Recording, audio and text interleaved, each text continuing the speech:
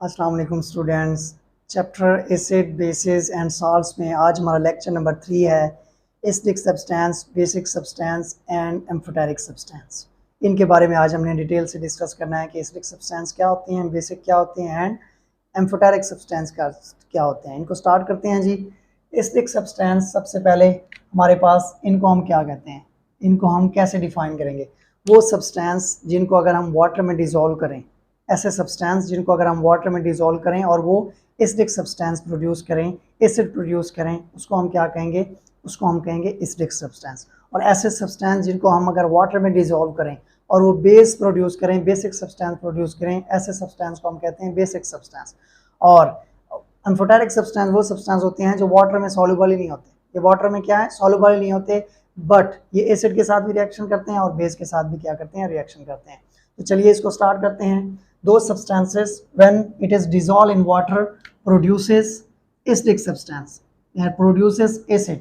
ऐसे substances जिनको अगर हम water में dissolve करें और वो acid produce करें, उनको हम कहेंगे acidic substance। For example, non metal oxides जो हैं, जब इनको water में हम dissolve करते हैं तो ये acidic substance या acid produce करते हैं। नॉन मेटल ऑक्साइड में हमारे पास कौन से आ जाते हैं, नॉन मेटल ऑक्साइड में कार्बन डाइऑक्साइड, उसके अलावा फास्फोरस पेंटाऑक्साइड, उसके अलावा carbon sulphur dioxide, sulphur trioxide और dinitrogen pentoxide. Dinitrogen pentoxide ये हमारे पास आ जाते हैं नॉन मेटल ऑक्साइड में।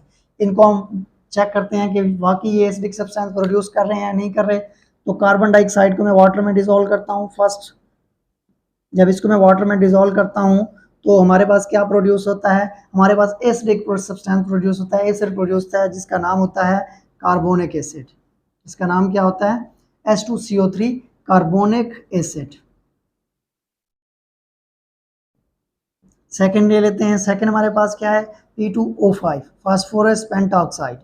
इसको जब हम वाटर में डिसॉल्व करते हैं तो जो एसिड प्रोड्यूस होता है उसका नाम है phosphoric acid, H3PO4 phosphoric acid. इसको बैलेंस कर लें, यहाँ पे P2 है, यहाँ पे 2 लगा दें और यहाँ पे क्या लगा दें, यहाँ पे लगा दें आप 3।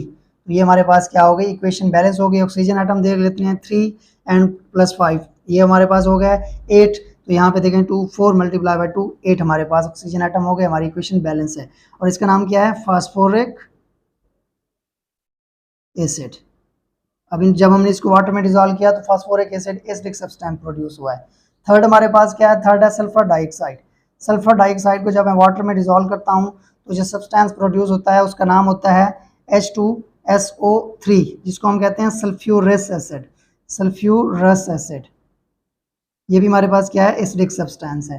थर्ड एग्जाम्पल हमारे पास, फोर्थ हमारे पास है सल्फर ट्राइऑक्साइड। जब हम इसको डिसॉल्व करते हैं वाटर में तो सब्सटेंस जो प्रोड्यूस होता है उसको हम कहते हैं sulphuric acid, H2SO4 sulphuric acid.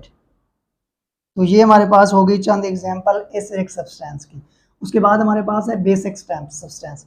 वो सब्सटेंस जिनको अगर हम वाटर में डिसॉल्व करें, जिनको हम अगर वाटर में डिसॉल्व करें और वो बेस प्रोड्यूस करें, ऐसे सब्सटेंस को हम क्या कहते हैं, ऐसे सब्सटेंस को हम बेसिक सब्सटेंस कहते हैं। और मेटल ऑक्साइड जितने भी हैं ये जब इनको वाटर में हम डिसॉल्व करते हैं तो ये बनाते हैं basic substance. For example metal oxide में Na2O, sodium oxide, potassium oxide, उसके अलावा कैल्शियम ऑक्साइड, और उसके अलावा अगर मैं कोई बात करूं तो ये हमारे पास मैग्नीशियम ऑक्साइड हो जाएगा। तो ये हमारे पास हो गए मेटल ऑक्साइड के बाद। तो मैं अगर फर्स्ट वन का रिएक्शन करवाना चाहूँ, वाटर में इसको डिसॉल्व करना चाहूँ, Na2O प्लस वाटर H2O, इसको जब मैं वाटर में डिसॉल्व करता हूँ तो जो बेसिक सब्सटेंस प्रोड्यूस होता है उसका नाम है NaOH, सोडियम हाइड्रोक्साइड। इसको बैलेंस कर लें, यहाँ पे Na2 है तो यहाँ पे मैं लगा देता हूँ 2NaOH, हमारी इक्वेशन क्या हो गई, बैलेंस हो गई। अब ये हमारे पास क्या है, ये हमारे पास है सोडियम हाइड्रोक्साइड, सोडियम हाइड्रोक्साइड। उसके बाद हमारे पास है सेकेंड वन K2O। K2O को जब मैं वाटर में डिसॉल्व करता हूँ, K2O पोटाशियम ऑक्साइड को जब मैं वाटर में डिसॉल्व करता हूँ तो ये भी हमारे पास बेसिक सब्सटेंस प्रोड्यूस करता है जिसका नाम है पोटाशियम हाइड्रोक्साइड, KOH।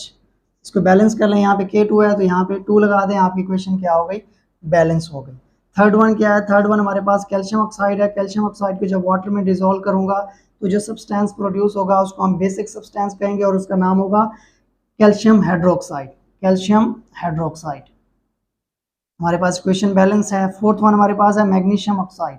इसको जब मैं वाटर में डिसॉल्व करूंगा तो ये भी एक बेसिक सब्सटेंस प्रोड्यूस करेगा जिसका नाम है मैग्नीशियम हाइड्रोक्साइड। Magnesium hydroxide. उम्मीद करता हूँ कि आपको समझ आ गया होगा। नेक्स्ट थर्ड टाइप है एम्फोटेरिक सब्सटेंस। एम्फोटेरिक सब्सटेंस ऐसे सब्सटेंस होते हैं जो कि एसिड के साथ भी रिएक्शन करते हैं और बेस के साथ भी रिएक्शन करते हैं और ये वाटर में सॉल्युबल नहीं होते। फॉर एग्जांपल एल्यूमिनियम ऑक्साइड हमारे पास है Al2O3। उसके बाद हमारे पास है जिंक ऑक्साइड। उसके बाद हमारे पास है लेड ऑक्साइड। तो ये हमारे पास कुछ एम्फोटेरिक सब्सटेंस हैं जो वाटर में सॉल्युबल नहीं है। ये वाटर में सॉल्युबल नहीं होते बट ये एसिड और बेस दोनों के साथ रिएक्शन करते हैं और इनको हम एम्फोटेरिक सब्सटेंस कहते हैं। अब ये वाटर में डिसॉल्व क्यों नहीं होते, एल्यूमिनियम ऑक्साइड क्यों नहीं होता? इस वजह से कि एल्यूमिनियम ऑक्साइड के ऊपर ऑक्साइड लेयर बन जाती है जिसकी वजह से ये वाटर में सॉल्युबल नहीं है, इसलिए ये सॉल्युबल नहीं होता। तो इसका रिएक्शन करवाते हैं पहले एसिड के साथ फिर बेस के साथ। एसिड के साथ जब मैंने रिएक्शन करवाया Al2O3 का HCl के साथ तो जो हमारे पास सब्सटेंस प्रोड्यूस हुआ वो एम्फोटेरिक सब्सटेंस कहलाया। अब ये कौन सा होगा? ये बन जाएगा एल्यूमिनियम क्लोराइड। कौन सा बन जाएगा? Aluminium chloride. यहाँ पे Al2 है तो यहाँ पे लगा दें आप 2AlCl3। तो क्लोरीन यहाँ पे हमारे पास 6 हो गया तो यहाँ पे आप क्या कर दें 6HCl कर दें, हमारे पास बैलेंस हो जाएगी इक्वेशन। और यहाँ पे लगा दें आप 3H2O। इक्वेशन हमारी बैलेंस हो गई और इसका नाम क्या है? Aluminium chloride. Aluminium chloride. अगर मैं इसका बेस के साथ रिएक्शन करूं तो हमारे पास जो सब्सटेंस बनेगा उसको भी देख लेते हैं। एल्यूमिनियम ऑक्साइड का रिएक्शन कर रहा हूं जी मैं बेस के साथ। तो जब मैं इसका बेस के साथ रिएक्शन करता हूं तो जो सब्सटेंस एम्फोटेरिक सब्सटेंस प्रोड्यूस होता है उसको जो हमारे पास सब्सटेंस आगे प्रोड्यूस होता है उसको हम कहते हैं सोडियम एल्यूमिनेट। तो ये हमारे पास बन जाएगा NaAlO2। NaAlO2। इसको बैलेंस कर लें, Al2 है तो यहाँ पे क्या लगा दें 2NaAlO2 हो जाएगा। और यहाँ पे हमारे पास ऑक्सीजन एटम को भी बैलेंस कर लें आप। यहाँ पे 3 ऑक्सीजन एटम है और यहाँ पे हमारे पास क्या है, यहाँ पे मैं लगा लेता हूँ 2 सोडियम। हमारे पास बैलेंस हो गया, एल्यूमिनियम भी हो गया, बाकी रह गया ऑक्सीजन। यहाँ पे 2 ऑक्सीजन एटम है, यहाँ पे 3 ऑक्सीजन एटम है। तो ये 2 मल्टीप्लाई बाय 2 4 आएगा, प्लस हमारे पास क्या हो जाएगा, वाटर हमारे पास बन जाएगा। तो ये थे हमारे पास acidic substance, basic substance and amphoteric substance.